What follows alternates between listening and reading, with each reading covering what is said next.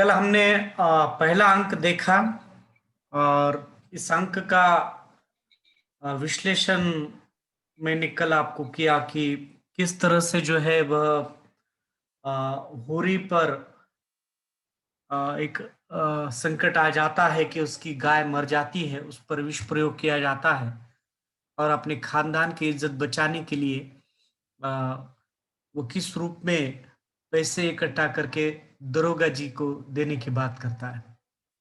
और धनिया इसका विरोध करती है और धनिया शिकायत करती है दरोगा जी से कि ये सब काम जो है वो हीरा ने किया है। तो ये पहला अंक हमने जहां देखा कि किस रूप में दरोगा मतलब पुलिस अफसर की ओर से पटवारी घर गांव का जो पटवारी है वह है झुंगुरी सिंह, जो जमींदार है राय साहब है, जो जमींदार है इस गांव के मुखिया है, वे सब मिलकर अपनी अपनी पद्धति से किस रूप में होरी जैसे गरीब किसान का शोषण करते रहे। और धनिया कहती है कि जिस रूप में आप पैसे सब कुछ लुटाकर अपनी इज्जत बचाने की जो कोशिश कर रहे हैं, ऐसी ऐसी कौन सी इज्जत है आपकी? ऐसी कौन सी बड़ी इज्जत है? ऐसी कौन सी समाज में बहुत बड़ी प्रतिष्ठा है जिसके कारण आप जो है वह और कर्जा लेकर इन्हीं मुखियाओं के पास से पैसे लेकर इन्हीं को बांट रहे हो? तो यहाँ दरोगा वो पैसे नहीं देते हैं। दरोगा कहता है मेरी तो कमाई होगी, वो तो मुखिया से मैं ले लूंगा। और वो जो है वहां अंक हमारा जो है समाप्त हो जाता है। अब जो दूसरा अंक हमारे यहाँ आरंभ हुआ है, उस दूसरे अंक में उसी रूप में वही मंच है, जैसे मैंने आपको कहा था कि आप कल्पना कीजिएगा एक मंच है आपके सामने, रंगमंच है आपके सामने, और उसी मंच पर ये नाटक हो रहा है। और जैसे पर्दा उठने पर, मतलब दूसरा अंक का पर्दा उठने पर मंच पर रात का अंधेरा छाया हुआ है, ऐसा दृश्य है। पृष्ठभूमि में जुगनू से चमकते हैं, जैसे शीत है। होरी के घर का द्वार दिखाई नहीं देता है, मतलब जाड़े जाड़े का मौसम है, मतलब ठंड ठंड के दिन है। और ऐसे में जो है वह तभी दूसरी ओर से मंच पर होरी फटा कंबल लेकर धनिया के साथ प्रवेश करता है। हाथ में मिट्टी के तेल की जलती ढिबरी है और दोनों बातें कर रहे हैं। यहाँ पर होरी और धनिया जो पति पत्नी है वो बातें कर रहे हैं, आपस में उनके संवाद हो रहे हैं। क्या संवाद हो रहे हैं देखिए। होरी, क्या बात है, बोलती क्यों नहीं?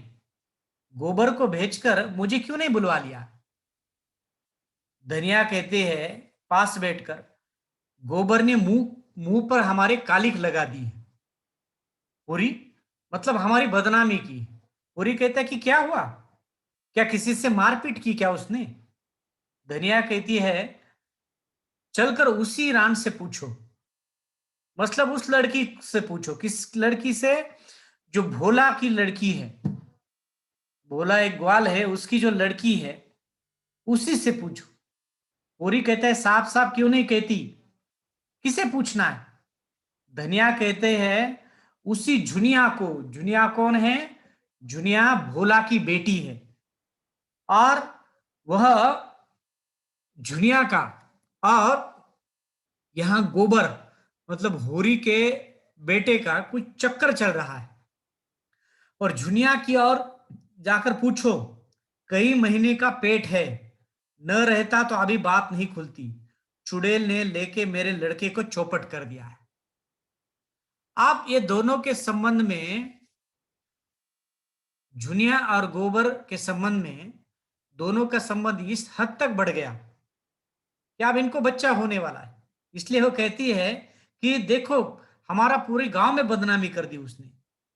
तो होरी भी कहता है कि ये उसने ही कर्म किया है क्या, कहाँ है वो? धनिया कहती है कुछ दूर तक तो आगे आगे आता रहा, फिर न जाने किधर सरक गया। वो पुकारती रही, लेकिन वो कहाँ गया पता नहीं। मेरे पास आई, बेटी रो रही है, मैं तुमसे कह देती हूं, मैं उसे अपने घर में नहीं रखूंगी। गोबर का रखना हो अपने सिर पर रखे। मैंने पहले ही कह दिया था कि जुनिया को किसी भी कीमत पर मैं अब घर में नहीं रखने वाली हूं। मैंने पहले भी कह दिया था। होरी कहता है उसे घर में आने ही नहीं देना चाहिए था। अब वो तो आकर बैठ गई। धनिया सब कुछ करके हार गई, टलती नहीं, धरना दिए बैठी है। अब घर के बाहर धरना दिए बैठी है कि मुझे अब स्वीकार लो। होरी कहता है चलो, तो देखो मैं कैसे उठती नहीं हूं, और घसीट कर बाहर निकाल दूंगा। मैं अभी से अभी के अभी उसे घर से बाहर निकाल दूंगा। चलो देखता हूं तो सही कैसे नहीं उठती है वहां से। दोनों मंच के बीच में आ जाते हैं और होरी के घर के द्वार पर प्रकाश चमकता है। धनिया छिटक कर होरी का हाथ पकड़ती है। धनिया देखो, हल्ला न मचाना, नहीं तो सारा गांव जाग जाएगा और बात पूरे गांव में फैल जाएगी। उससे होगा क्या कि हमारी बदनामी होगी। इन दोनों के अवैध और अनैतिक संबंधों के कारण पूरे गांव में उनके अनैतिक संबंधों की चर्चा बढ़ जाएगी और हमारे बदनामी चारों तरफ हो जाएगी। इसलिए जहां तक होगा आप संभव हो सकेगा वो शांति से काम लीजिए। होरी कहता है हमारे घर में उसका क्या रखा है, मैं तो गोबर का भी निकाल बाहर करूंगा, क्यों आपने मुंह में कालिक लगवाऊं। मैं ना जुनिया को रखूंगा और ना ही गोबर को घर पे रखूंगा। इन दोनों ने हमारे घर की बदनामी की है, इन दोनों को घर से बाहर निकाल दूंगा। धनिया गंभीर होकर कहती है कालिक जो लगनी थी वो अब लग चुकी है, गोबर ने तो नैया बुढ़ा डुबा दी। जैसे बदनामी करनी थी तो वो बदनामी हो ही गई। आप पूरे घर में, जो पूरे गांव में हमारी बदनामी इस गोबर ने करके रखी है। पूरी कहता है गोबर ने नहीं डुबोई है, डुबोई इसी ने है। वो तो बच्चा था, इसके पेज में आ गया, चल पूछते हैं उसे। इसमें गोबर का कोई दोष नहीं, गोबर कोई जुनिया ने ही फंसाया है, वो तो बच्चा है आखिर। होरी ठिठकता है और धनिया को थपथपाता है। फिर दोनों किवाड़े के दराज से झांकते हैं और फिर एक दूसरे को देखते हैं। फिर सहसा होरी किवाड़ खोल देता है। तेल की कुप्पी का प्रकाश मंच पर पड़ता है और उसी के साथ कांपती रोती जुनिया आगे आ जाती है। जुनिया कौन? दादा पैरों पर गिर पड़ती। दादा अब तुम्हारे सिवाय मेरा कोई दूसरा ठौर नहीं, दूसरा कोई ठिकाना नहीं, चाहे मारो चाहे काटो, लेकिन अपने द्वार से दूर दुराओ मत, मुझे यहां से निकालो मत। अब जो हमारे से गलती हो गई वो हो गई, लेकिन अब अगर मैं यहां से चली जाऊंगी तो ये जो बदनामी का जो दाग हम पर लगा है उससे उससे छुटकारा नहीं मिल पाएगा। इसलिए जैसे भी हो हमें स्वीकार लो।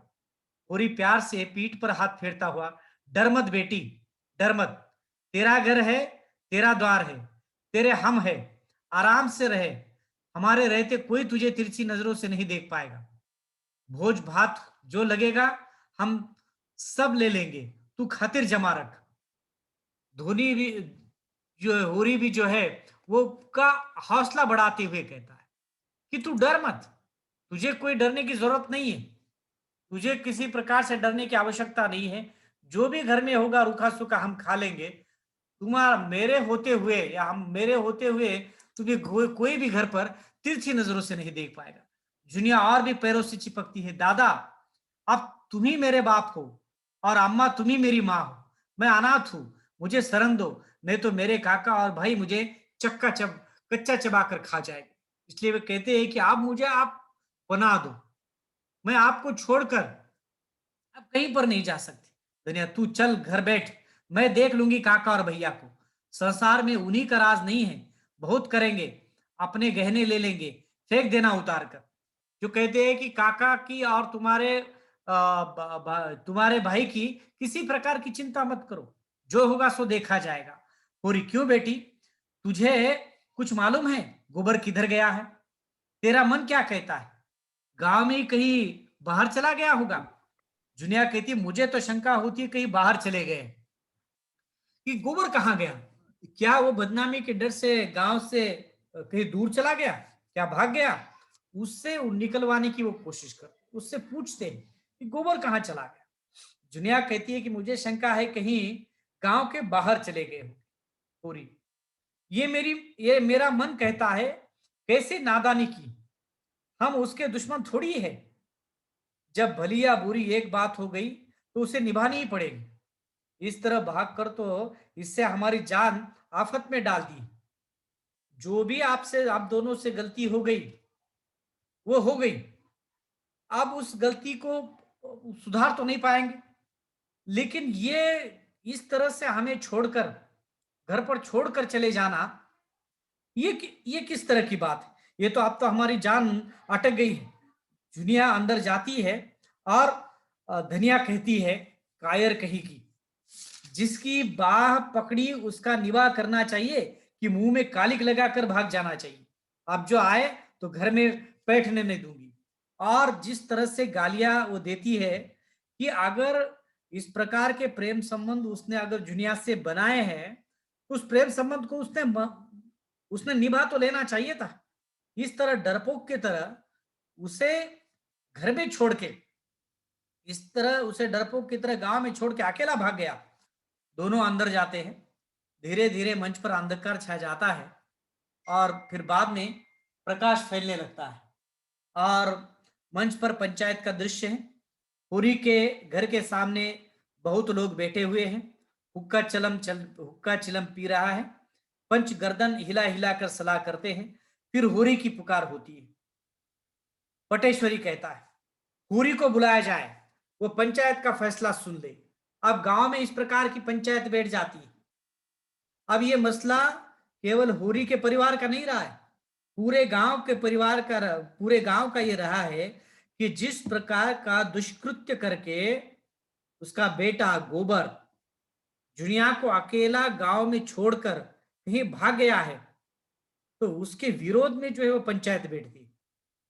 और गांव का जो पटवारी है वह पंचायत मुखिया के अगुवाई में पंचायत बिठाता है।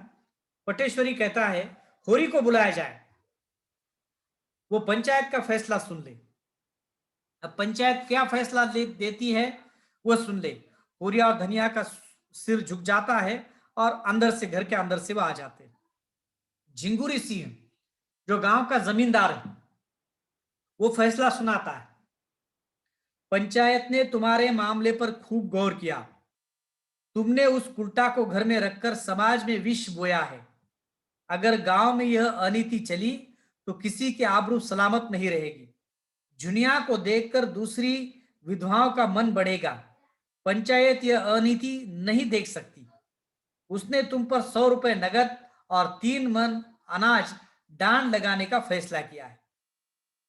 तो देखिए, जिस प्रकार से ये दुष्कृत्य गोबर ने करके उसको भाग गया है, उसकी सजा किसको मिल रही है? पूरी को मिल रही है। पूरे गांव वालों का मत यह है, पूरे पंचायत का मत यह है कि जिस प्रकार गोबर से गोबर के कारण पेट से झुनिया रही है, उस उल्टा को तुमने आधार दिया है। ये तो बहुत अच्छी बात है। ये तो बहुत अच्छी बात है कि धनिया ने और होरी ने उसको आधार दिया है। लेकिन गांव में इस प्रकार का संदेश जाता है कि ऐसे दुष्कृत्य करने के बाद भी कोई किसी को पनाह देता है तो बाकी भी लोग या बाकी भी औरतें इसी प्रकार का दुष्कृत्य करने में जो है वो हिचकिचाएगी नहीं। इसलिए पंचायत यह अनीति नहीं देख सकती है कि झुनिया को घर पे तुमने रख लिया है, यह अनीति है। इस अनीति को देख नहीं सकती, इसलिए वे कहते हैं पंचायत निर्णय क्या देती है? पंचायत यह निर्णय देती है कि तुम पर 100 रुपए नगद और 3 मन अनाज डांड लगाने का फैसला किया है। दुनिया बहुत रोते हुए कहती है पंचो, गरीब को सताकर सुख नहीं पाओगे। हम तो मिट जाएंगे, लेकिन लेकिन मेरा श्राप तुमको जरूर से जरूर लगेगा। मुझसे इतना बड़ा जरीमाना इसलिए लिया जा रहा है कि मैंने अपनी बहू को क्यों अपने घर पर रख लिया, क्यों उसे सड़क की भिखारी नहीं बना दिया है। क्या यही न्याय है? क्या इसी प्रकार का न्याय है? मानो कि इन दोनों से गलती हुई है, और गलती भी हुई है तो इसका मतलब हमने इस लड़की को छोड़ नहीं दिया, इस लड़की को घर से निकाल नहीं दिया, या ऐसा नहीं है कि इसकी जिम्मेदारी हमने स्वीकार नहीं की। जो भी अपराध हुआ हो तो उस अपराध के साथ हमने जुनिया को स्वीकार लिया है। शादी से पहले जिस प्रकार वो गर्भधारणा कर चुकी है, चाहे वो गलती से हुआ होगा, लेकिन जो भी हुआ है हमने उसको बहू के रूप में स्वीकार कर लिया है। क्या हमारा अपराध यही है कि इस लड़की को हमने स्वीकार लिया है? क्या हमें इसे निकाल देना चाहिए था? हमने बहू के रूप में इसे ना अपना कर क्या सड़क पर भिखारिन की तरह छोड़ने देना चाहिए था? हमने बहू के रूप में उसको स्वीकार कर लिया कि इतना ही हमारा अपराध है, और इसी अपराध के कारण हम पर 100 रुपए का नगद, 100 रुपए का दंड लगाया जा रहा है। तो यह गलत बात है, वह गलत बात है। वह कह रही है, देखिए गरीब को इतना सताना ठीक नहीं है। अगर पंचायत है, अगर इस गांव के मुखिया है, इसका मतलब ऐसा नहीं है कि आपको जैसे मन में आए गरीब के लिए फैसला अलग करे। ऐसा नहीं होना चाहिए। क्या यही न्याय है? होरी भी डांट कर कहता है, तू क्यों बोलती है धनिया? पंच में परमेश्वर रहते हैं, उनका जो न्याय है वह सिर आंखों पर है। पंचो, हमारे पास जो कुछ है वह अभी खलियान में है, एक दाना भी घर में नहीं है, जितना चाहे ले लो।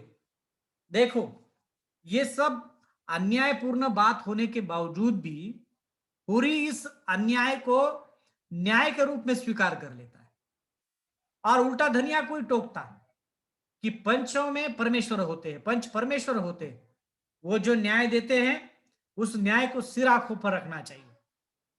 और अनुरोध करते हैं उन पंचों से कि अब हमारे पास फिलहाल पैसे के रूप में तो कुछ नहीं है, जो भी हमारा अब है वह सब खेत में है, फसल में है। जब उगेगी तब उसमें से जो भी होगा उसमें से आपको पैसे दिए जाएंगे। अब हमारे पास वैसे कुछ नहीं रहा है, जैसे आपको लगता है आप जो भी लगता है उसको ले लो। धनिया दांत काट कर कहती है, कैसे ले लो? मैं एक दाना अनाज का नहीं दूंगी, न एक कौड़ी डांट दूंगी। जिसमें भूता को चलकर मुझसे ले ले। हमें नहीं रखनी है बिरादरी में, बिरादरी में रहकर हमारी मुकुट न हो जाएगी। वह कहती भी है, ऐसे कैसे दे दो इन सबको? जो भी अनाज होगा या जो भी घर में कुछ होगा इनको मैं कैसे देने दूंगी? वह कहती है, ये बिल्कुल मैं इसको हाथ नहीं लगाने दूंगी। जिनमें हिम्मत हो वो घर में आकर देगी। अगर हमें जाति बहिष्कृत कर दिया जाता है, यदि हमें बिरादरी से निकाल भी दिया जाता है तो निकालने दो। वैसे हमारे बिरादरी में रहकर हमारी ऐसी कोई प्रतिष्ठा कम नहीं होगी। और बिरादरी में रहकर क्या केवल हमारा पेट भरता है क्या? जब हम संकट में होते हैं, जब मुश्किल में होते हैं, तो क्या बिरादरी हमें मदद करती है? इसलिए यदि ये दंड न भरने के बावजूद हमें बिरादरी से निकाल दिया जाता है तो कोई बात नहीं, वो हमें निकाल दे। पूरे हाथ जोड़कर कहता है, धनिया तेरे पैरों पड़ता हूं, चुप रहे। हम सब बिरादरी के चाकर हैं, उसके बाहर नहीं जा सकते। वो जो डांड लगाती है उसे सिर झुकाकर मंजूर कर लेना चाहिए। हम बिरादरी के बाहर नहीं जा सकते, हमें बिरादरी से बाहर रहकर हम जी नहीं पाएंगे। इसलिए वो कहते हैं कि जो भी हम पर दंड लगता है उसे सिर झुकाकर मंजूर कर लो। बच्चे के रोने की आवाज आती है। धनिया तेजी से घर के अंदर जाती है। कैसे मंजूर करूं? कोई न्याय है? मैं नहीं करती, देखूंगी कैसे डांड लेते हैं। मैं इस प्रकार के अन्याय को न्याय के रूप में बिल्कुल सह नहीं पाऊंगी। देखो कैसे हम पर दंड लगाते। पूरी कहता है, पंचो मुझे अपने जवान बेटे का मुंह देखना नसीब न हो। अगर मेरे पास खलियान के अनाज के सिवाय और कोई चीज हो, मैं बिरादरी से दगा नहीं करूंगा। पंचों को मेरे बाल बच्चों पर दया आए तो परवरिश करे, नहीं तो मैं अनाज लाता हूं। वह कहता है कि मैं मेरे बच्चे की कसम खा के कहता हूं कि अब मेरे पास आपको देने के लिए या दंड भरने के लिए कुछ भी नहीं है।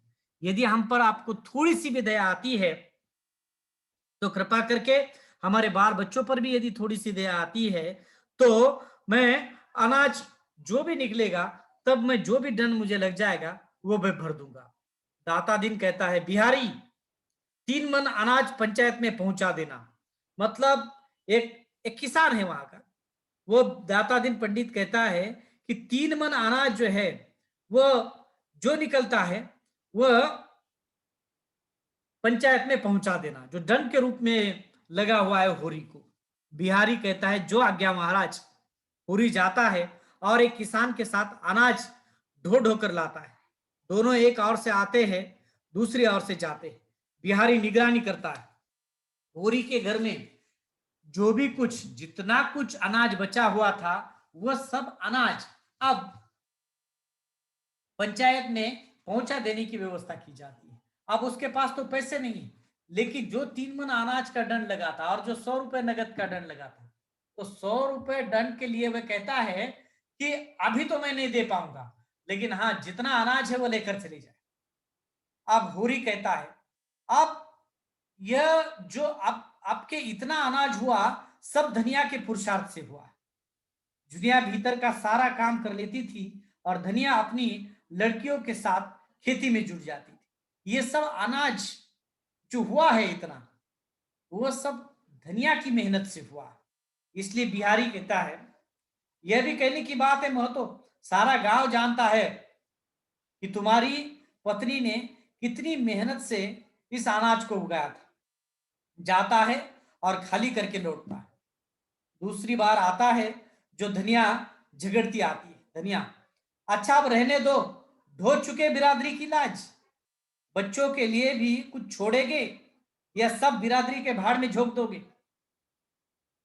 अपनी इज्जत को बचाने के लिए हमने देखा पहले अंक में, पूरी ने बिल्कुल अन्याय होने के बावजूद भी, उस अन्याय को समझने के बावजूद भी कि हम पर अन्याय हुआ है, उस अन्याय को उसने सह लिया।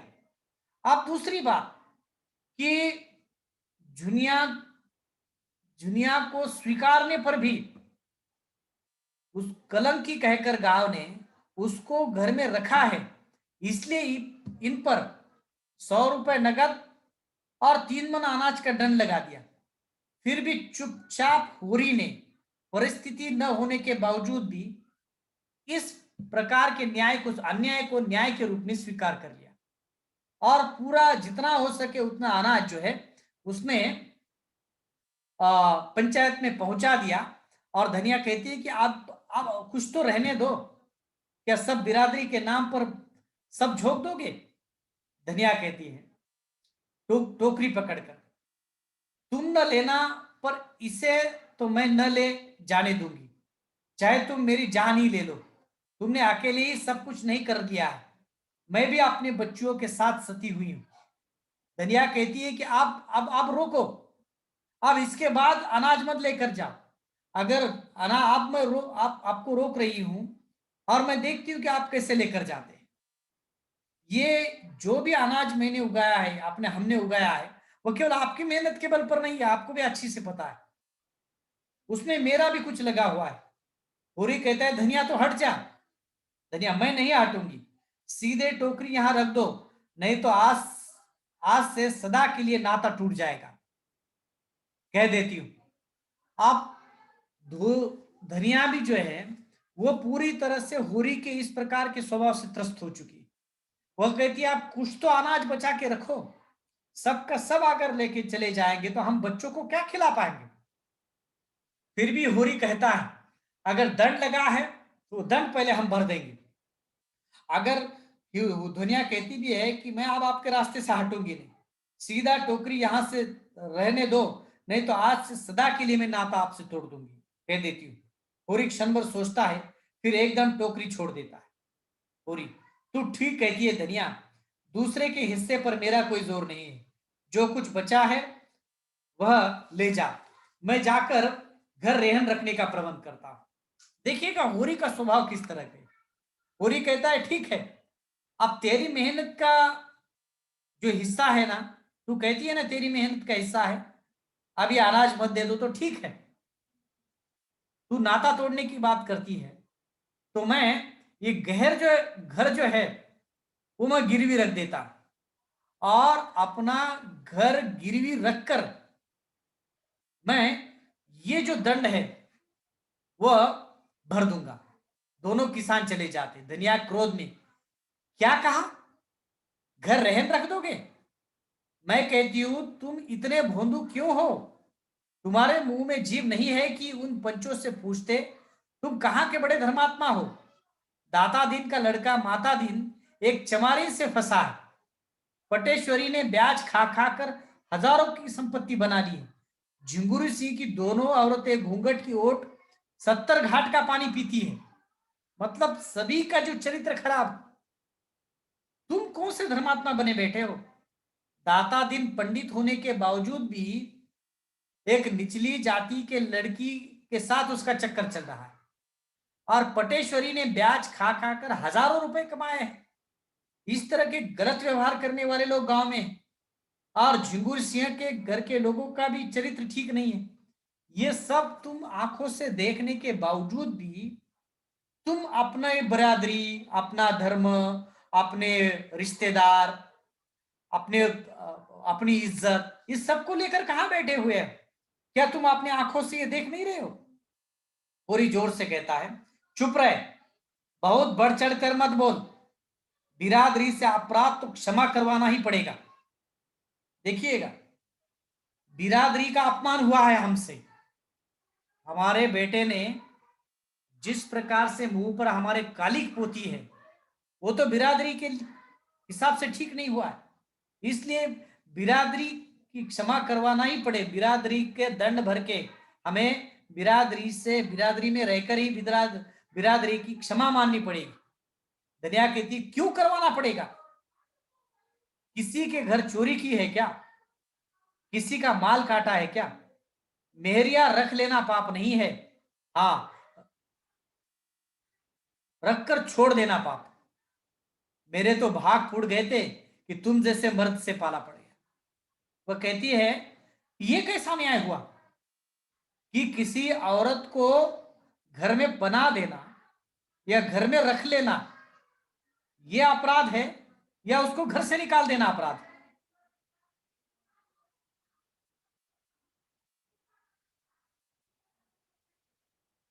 महल या रख लेना पाप नहीं है, हाँ रखकर छोड़ देना पाप।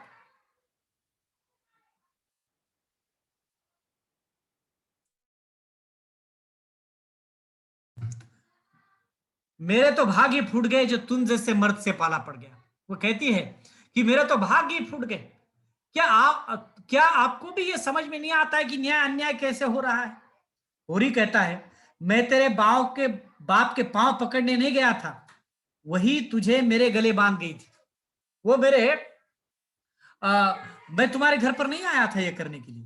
धनिया कहती है कि पत्थर पड़ गया था उसकी अकल पर, और उन्हें क्या कहूं, न जाने क्या देखकर तुम पर लट्टू हो गए।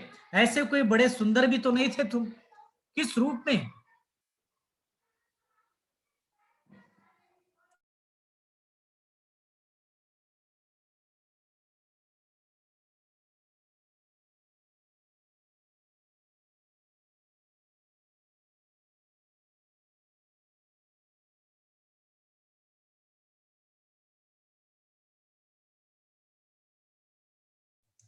तो ऐसा क्या था तुम में? वह कहती है, मेरे भाग्य फूट गए कि तुम्हारे साथ मेरी शादी हो गई। मेरे बाप ने ऐसा कौन सा रूप तुम में देखा था, ऐसी कौन सी बात तुम में देखी थी जो तुम्हारे साथ मेरी शादी करवा दी?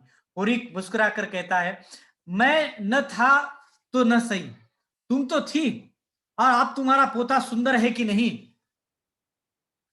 अनाज गया, घर भी चला जाए, लाख रुपए का बालक तो मिल गया, उसे तो कोई छीन नहीं लेगा।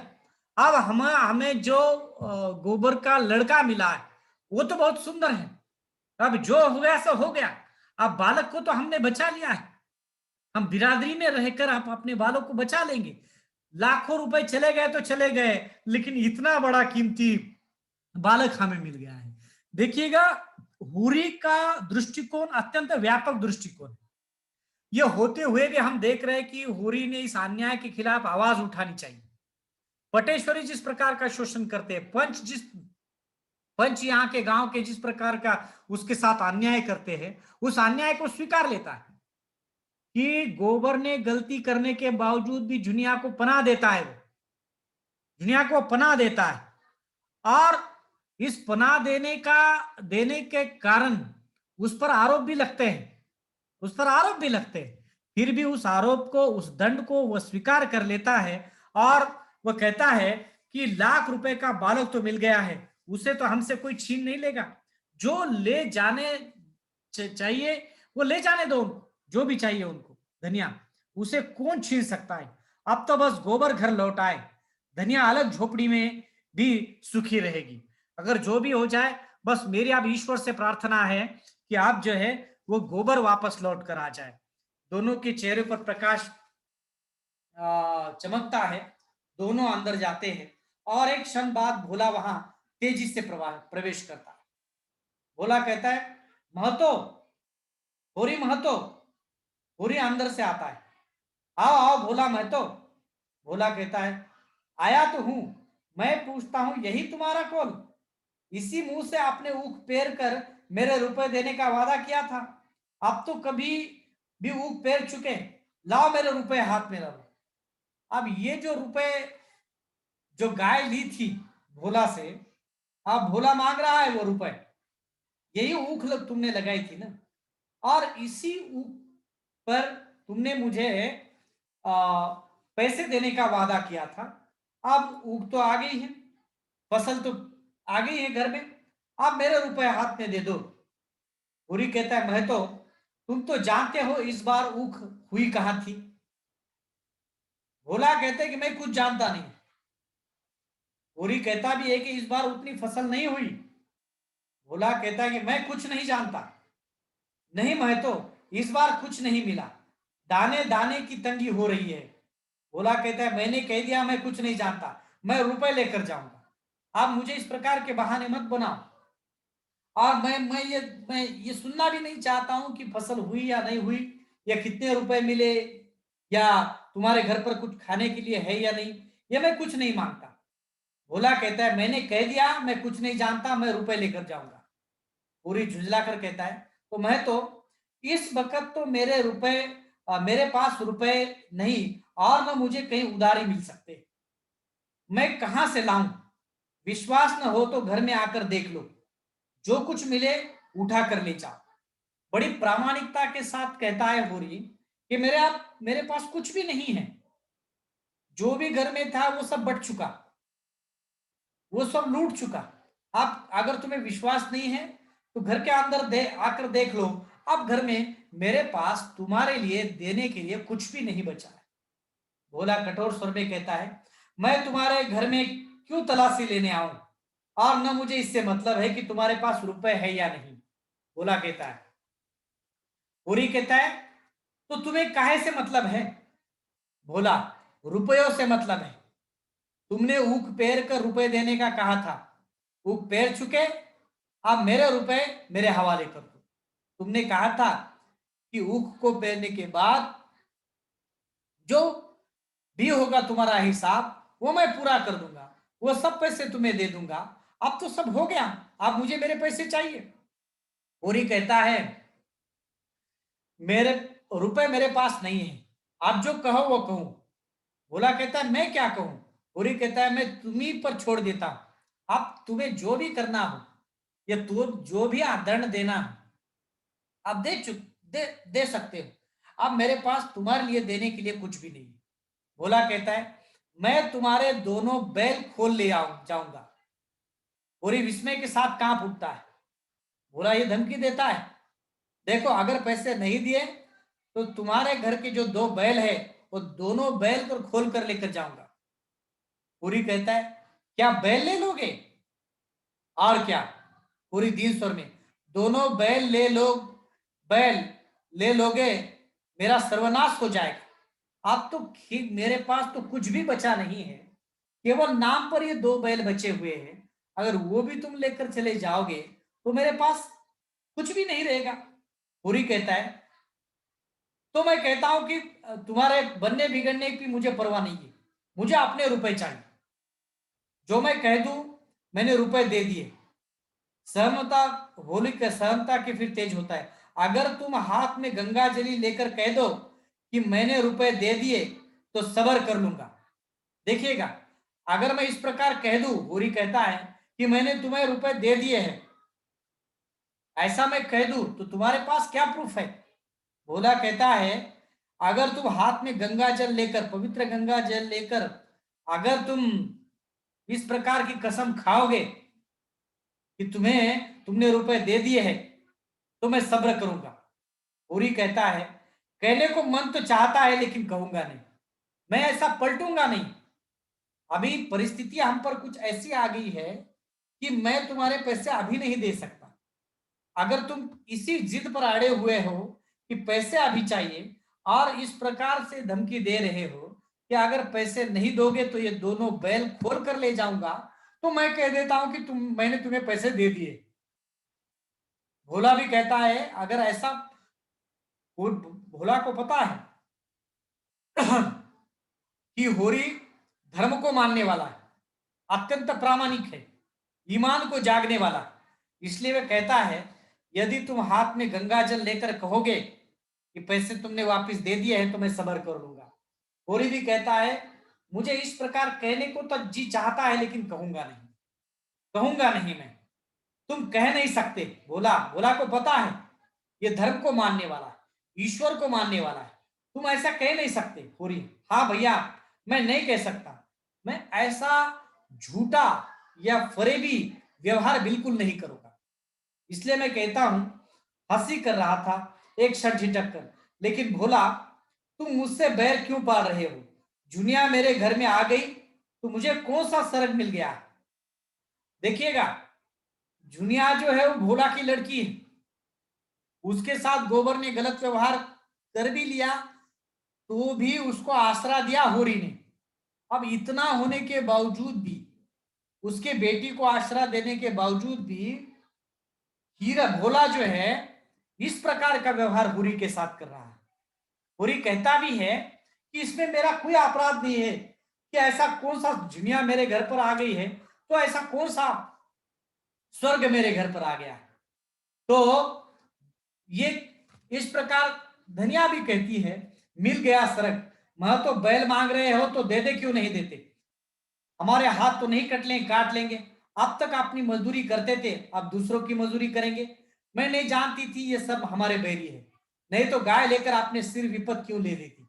उसी निगोड़ी का पौरा उसी दिन से आया, घर से तहस नहस हो गया। अगर इस प्रकार का अपराध, अगर ये बैल लेना चाहते तो ले जाने दो, अब हम मजदूरी करके जी लेंगे। अब तक हमारे घर की मजदूरी करते थे, हम दूसरों की मजदूरी करके लेंगे। ये सब लोग हम पर जिस प्रकार से हमारा शोषण कर रहे हैं, ये हमने गाय नहीं लाई होती तो ठीक था। जब से ये गाय घर में आई है तब से एक न एक प्रकार की विपदाई आई है, उसके पैर जैसे घर में पड़े हैं, सब घर तहस नहस हो गया, एक के बाद एक समस्याएं घर में निर्माण हो गई। तो किस तरह से हुरी अब एक संकट को छोड़कर दूसरे संकट में फंस जाता है, भोला के द्वारा, पटेश्वरी के द्वारा और पंचों के द्वारा। एक तो गोबर के कारण उनको दंड लगा दिया जाता है, और दूसरी बात, भोला जो है अपने गाय जिसने उधार ली थी उसके पैसे मांगने के लिए वापस आ जाता है। तो ऐसे चहुं ओर से संकट में घिरा हुआ ये गोबर है, ये हुरी है। हमारा यहाँ समय समाप्त हो गया है। कल के लेक्चर में हम अगला जो है इसका पार्ट देखेंगे, जिसमें अभी तक हम देख रहे थे कि किस रूप में होरी का शोषण हो रहा है और किसे किस संकट में वो पड़ रहा है। इतने संकटों